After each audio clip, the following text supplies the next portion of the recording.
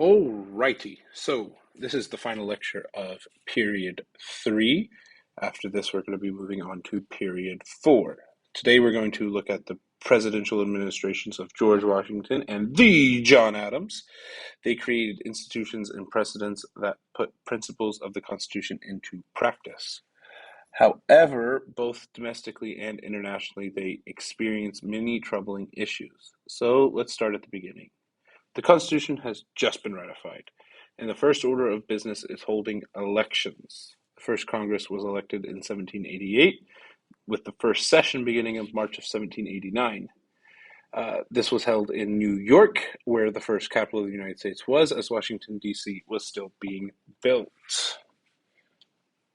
The election of George Washington was interesting for a couple reasons. For starters, Washington did not really want to be president, but relented to the pressures placed upon him. Essentially, it was just a grassroots effort to convince George Washington to run for president.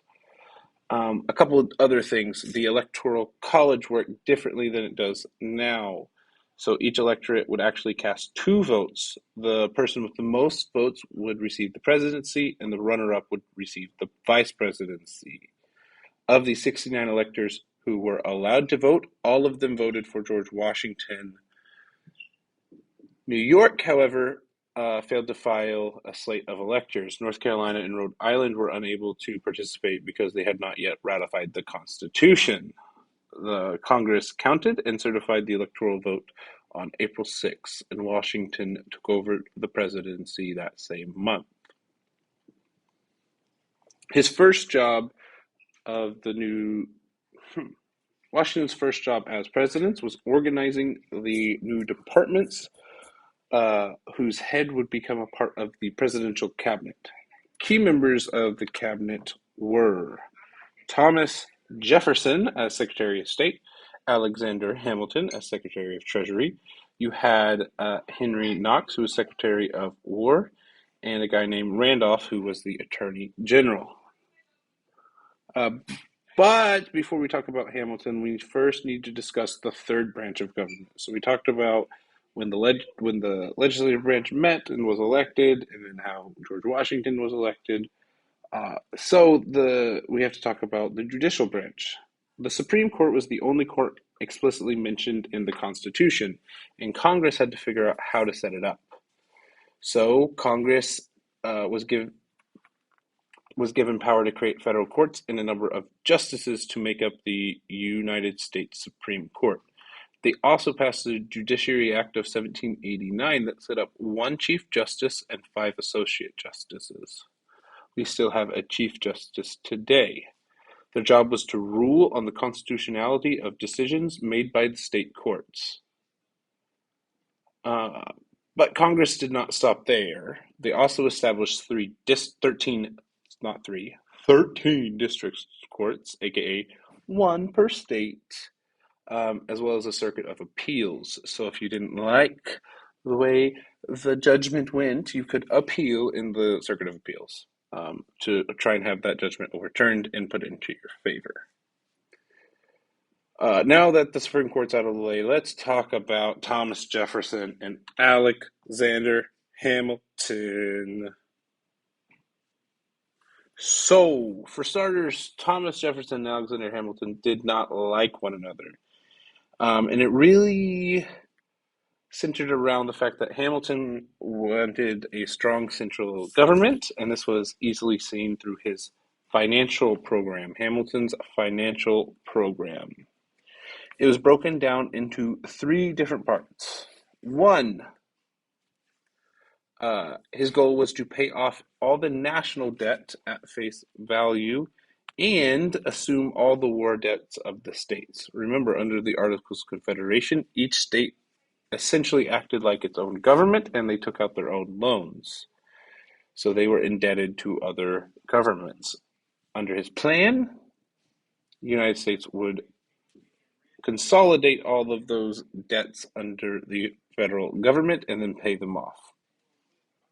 Secondly, he wanted to protect the nation's industries and collect revenues by imposing high tariffs on imported goods. Remember, a tariff is a tax on imports and exports. However, this specific tariff he wanted to do was on imported goods. We'll talk more about tariffs as we go forward, but high tariffs normally hurt the economy. And under Alexander Hamilton's financial program, this was excluded in the final draft.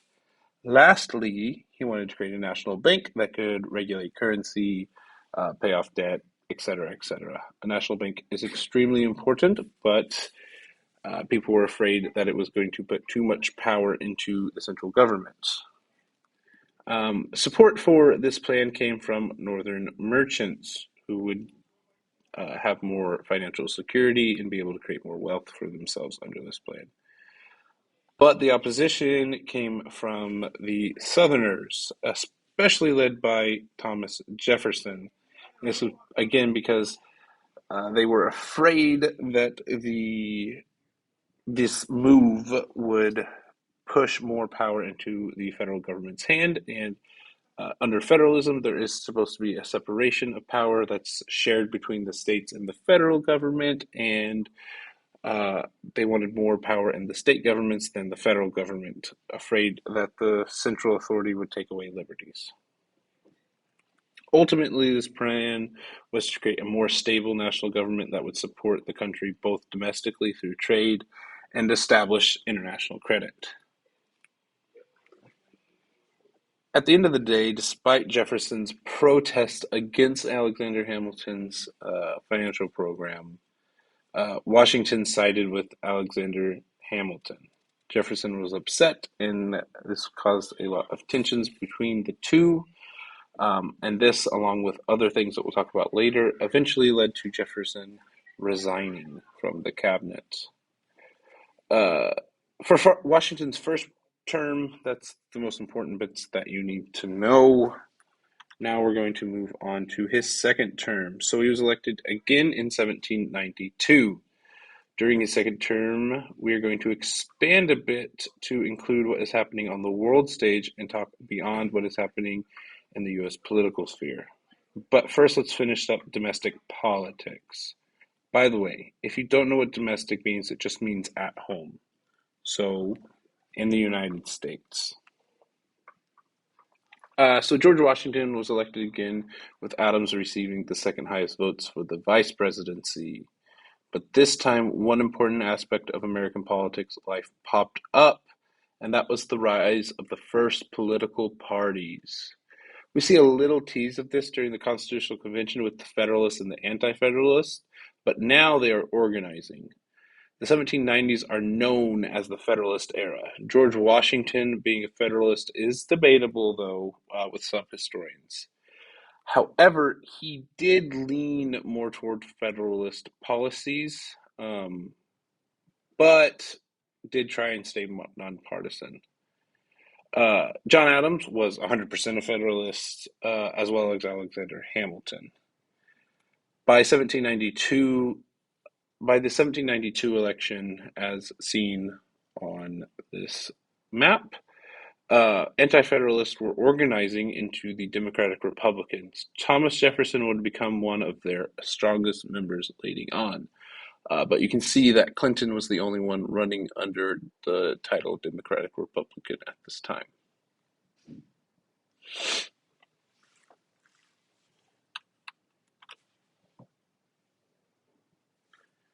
So Federalists were a lot stronger in the northeastern states and advocated for the growth of federal power. Democratic Republicans were stronger in the southern states and on the western frontier, and they advocated more for states' rights. So this is just a breakdown of all of those things. If you want to copy this down, I would say pause the video. This is kind of important to know. This is also in your textbook. For now, we're going to switch gears and go to the international stage. So first up, the French. The French Revolution was in full swing. The monarchy was slain. Americans came down on either side of the issue. Thomas Jefferson and the Democratic Republicans supported the French Revolution. Hamilton and the Federalists generally opposed the French Revolution. But why? Why did they oppose the French Revolution when France had helped the United States gain freedom from Britain? Here's why. It's very simple. The alliance they made with France was with the monarchy government of France. The Federalists, really Hamilton, argued that the United States had no ties to the new French government because the alliance was with the old regime. On top of that, Hamilton feared that the young nation of the U.S. could not afford to support the revolution. And I'm saying Hamilton, but he really is a placeholder for Federalists because Federalists did believe this generally. Things did escalate when citizen Edmund Gaunt, I think that's how you say his name, uh, arrived in South Carolina. He was a French minister to the United States, and under the authority of the governor of South Carolina, he began issuing license for privateering. Uh, if you don't know what privateering is, that's just essentially legal pirating. So he was giving licenses to say, hey, you're a pirate now. Go mess with the British. He arrived on April 8th, and by April 22nd, Washington had issued a proclamation of neutrality, 1793. Having not been supported by Washington on the domestic front, aka Hamilton's financial plan, and due to this declaration, Jefferson ended up resigning from the cabinet in protest. Gaunt then appealed to the American people in support of the French Revolution since he could no longer issue privateering license. So all of that took place in 1793. The next year, Washington, well, John Jay more specifically, would have to deal with Britain.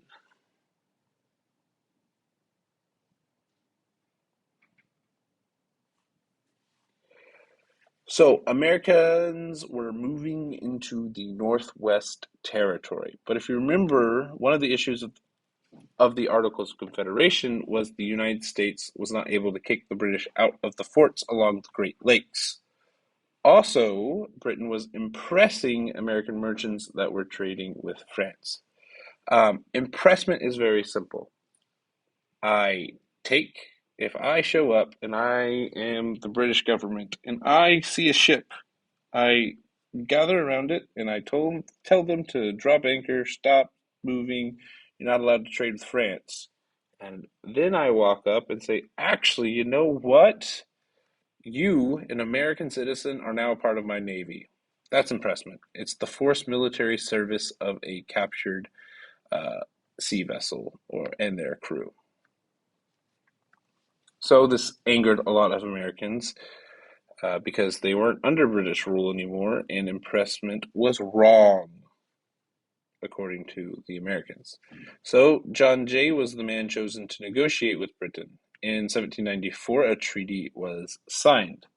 This was known as Jay's Treaty. Under Jay's Treaty, Britain agreed to evacuate the forts. I'm sorry, but there was nothing about impressment included in the treaty.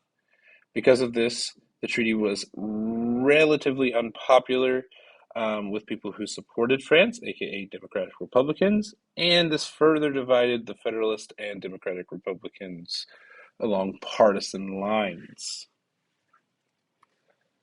Finally, we're going to talk about the last major power that colonized the Western Hemisphere, Spain.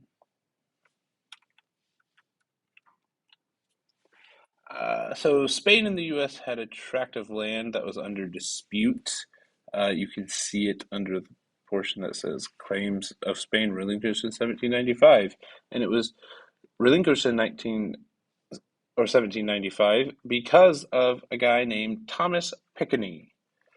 The Pinckney Treaty opened up the lower Mississippi and New Orleans to American trade, and the right of deposit in New Orleans without paying duties, so they could hold stuff there. Duties are just taxes, so they didn't have to pay taxes to Spain either, but they could trade in New Orleans, New Orleans being the major port city at the end of the Mississippi River. The Mississippi River, of course, connects to the Ohio River, and people could easily bring goods out to the Gulf of Mexico.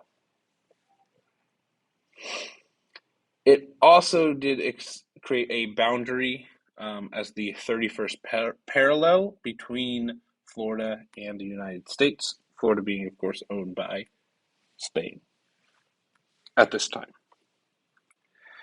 So that is all the international aspects of Washington's presidency that we're going to talk about.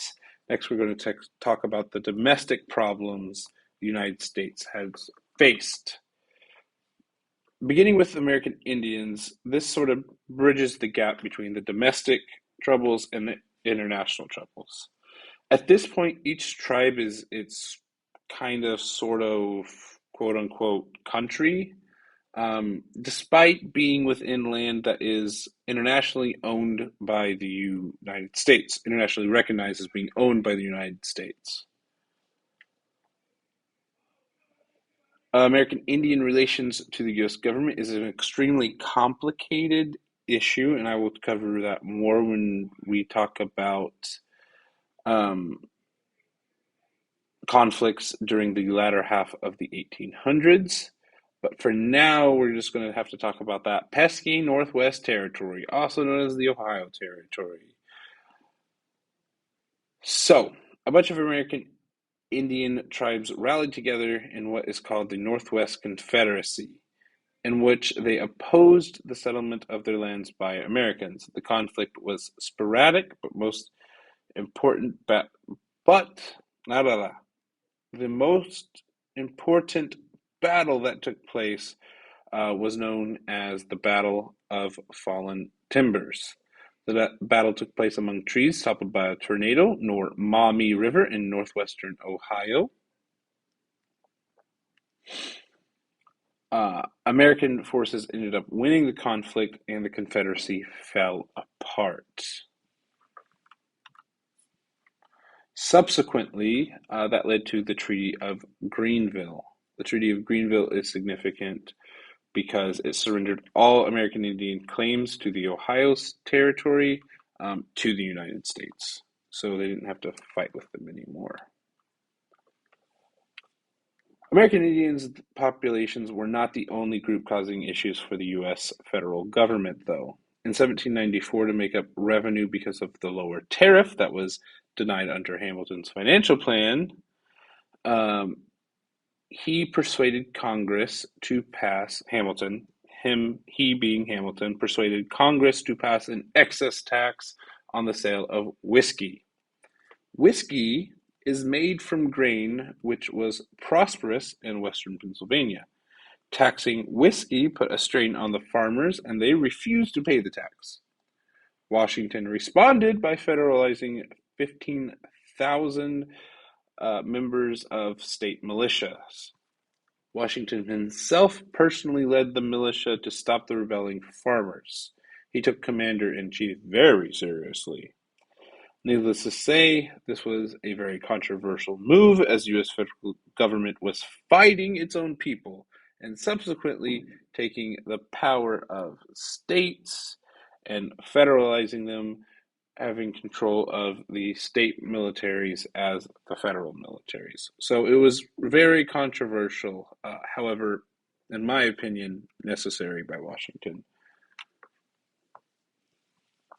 Washington's time as president did come to an end after he refused to run for a third term, though, and this would be the election of 1796. This two-term presidency would set a precedent that would last until the 1930s. In Washington's farewell address, he highlights four main points, all of which would not be followed by the U.S. eventually, some sooner than others. 1, do not get involved in European affairs. All right. We'll talk about that more under Adams, and that is definitely the case under Adams. He did not want to get involved in European affairs. However, by 1812, you know, we fought with a war again. Oop, that was my wife. That's unfortunate.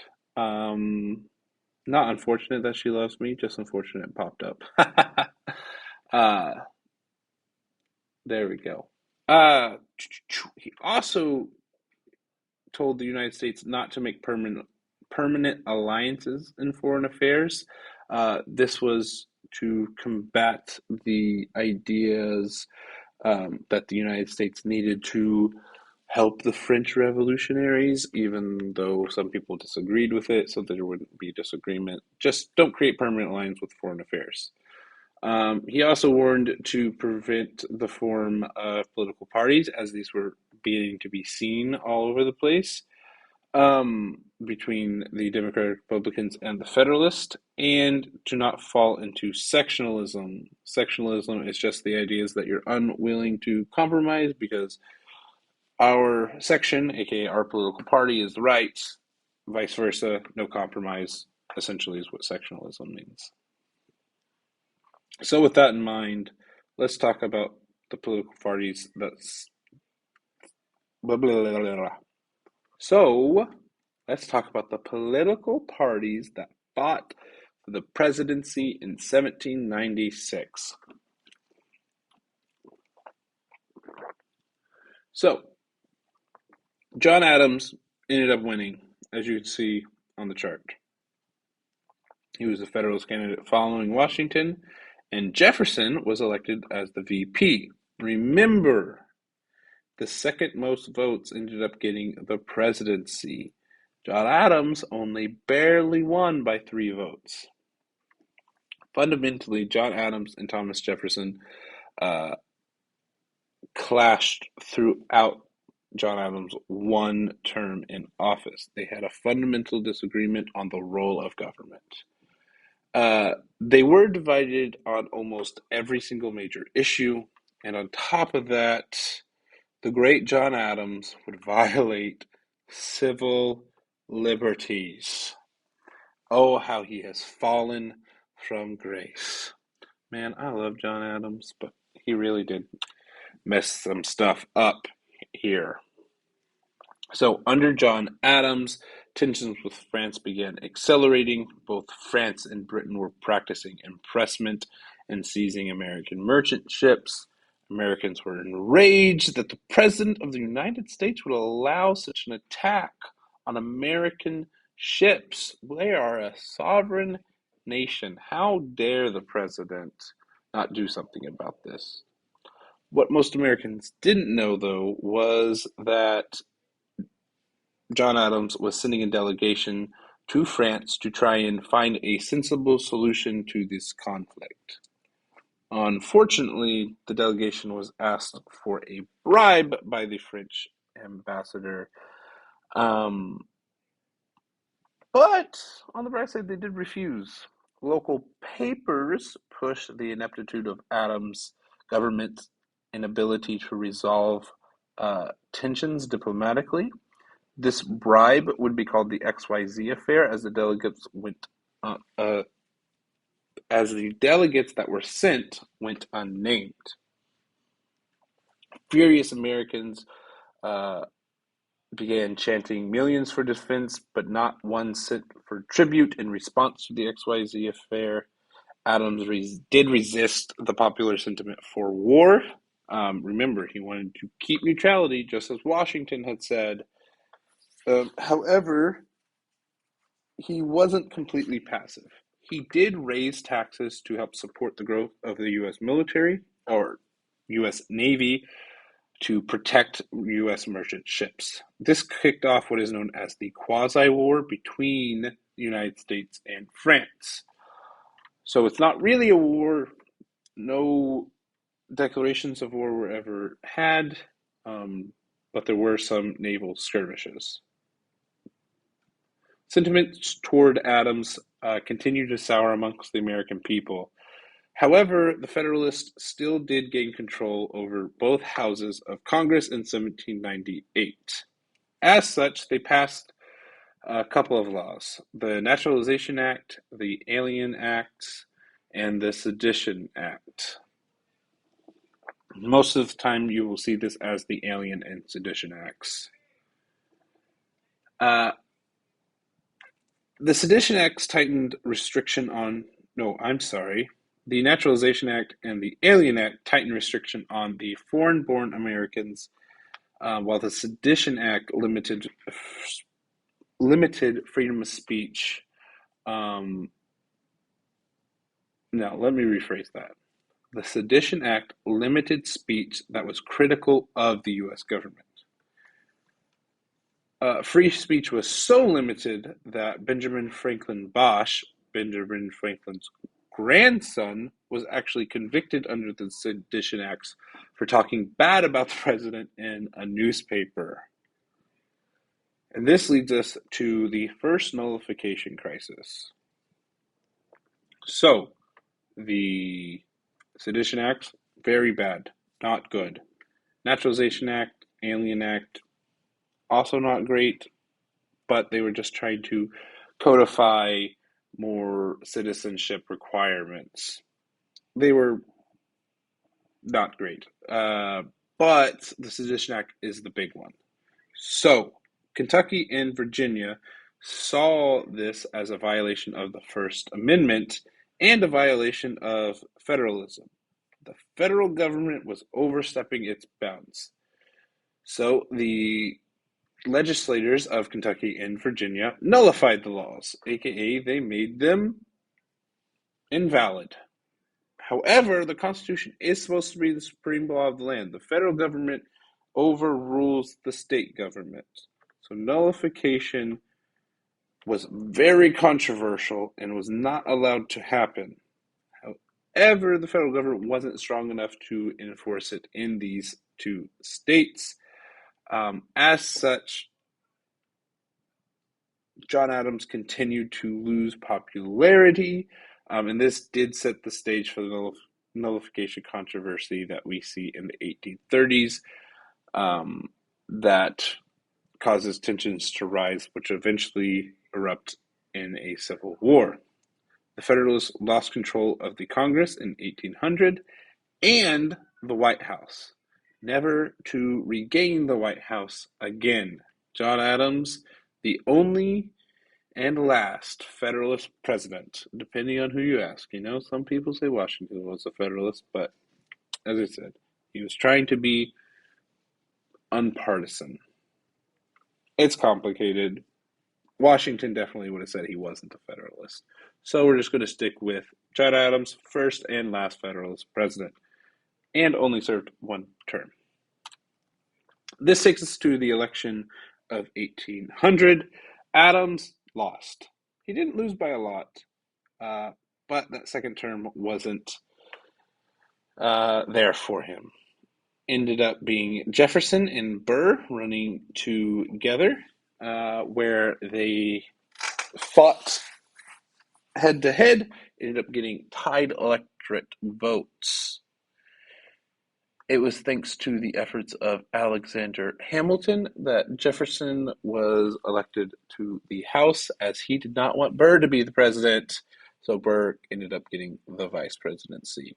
We'll talk more about the election of 1800 when we talk about Jeffersonian democracy and John Marshall and all the things that came from this election, and the last kind of crummy thing that John Adams did. But as I said, we'll cover that in the next lecture.